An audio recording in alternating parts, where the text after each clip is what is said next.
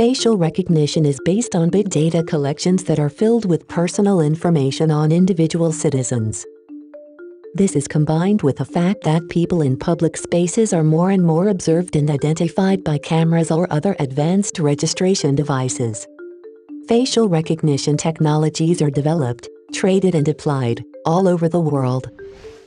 Utrecht University researchers facilitated interdisciplinary conversation about facial recognition technology, addressing some of the challenges arising from international collaboration and governance.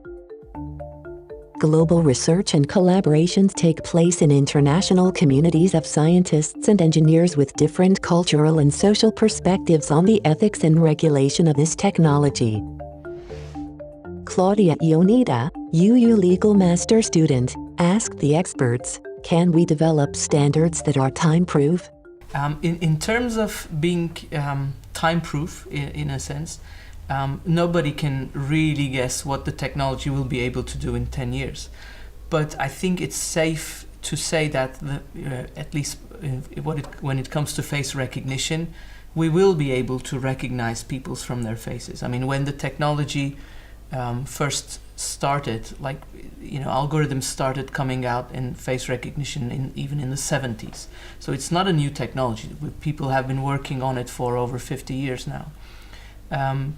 And the early algorithms, they were able to recognize people when it was, let's say, a small set of people. Maybe I can recognize your face in a set of 100 people. And then when the lighting conditions are good, when I have a frontal face, and when you're not smiling or you're not wearing makeup. Now the technology is advancing, right? So I can recognize your face on a low resolution camera. Maybe instead of 100 people, I can now go to a database of 1 billion people and I can still point out which one is your face. And for example, in China, if you're passing under a red light with your car driving 90 miles or 70 miles an hour, you can still be recognized with a camera that looks at the car, and your face may be associated with your license plate because we can also read that. The challenges are very real, especially because these kinds of new technologies, we don't have a lot of experience in how they are actually being used, what kind of impacts they are having on people, and so it makes it difficult to properly identify what is proportionate in this space. The approach that the EU is taking is one to say, don't focus on the technical aspects so much, but rather focus on the intended use. The idea behind this is that ultimately what you're looking to protect is the rights of people, and the rights of people are a right to privacy, a right to having control over your own life, and whether or not this right is being impacted by a particular technology or by the way in which an organization operates is ultimately not really that important. What is important is protecting the rights of the people. And so the idea is to focus on the intended use of the system, to define the technology in quite a broad way so that new technologies won't easily fall outside of that kind of scope.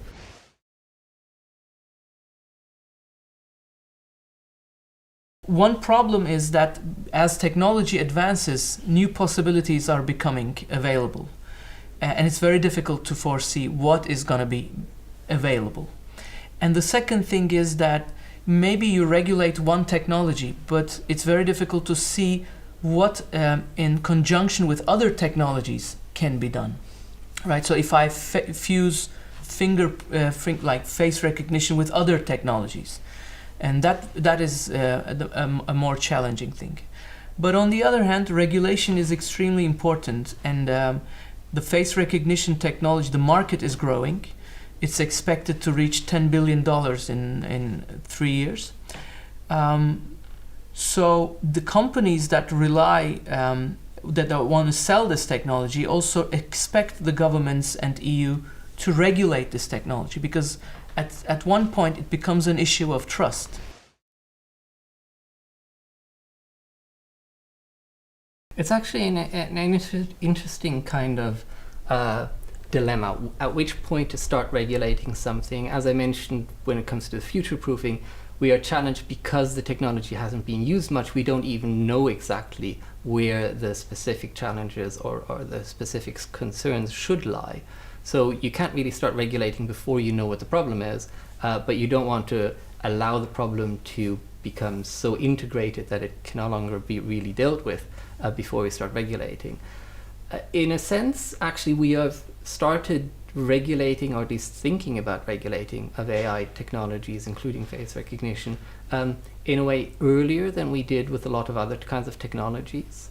But I would say it's sort of the right kind of time. The technologies have matured to the point where we can see how they are going to get used, the potential uses. They haven't really been implemented at the kind of scale yet.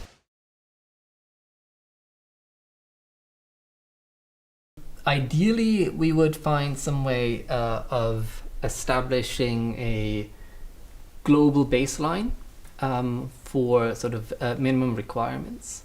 Building on that, we can have culturally dependent additional requirements that are set by government. That way providing guarantees for their citizens that these are actually being used. And all of this is supported by standards that really provide the detailed guidance on how to do these kinds of things.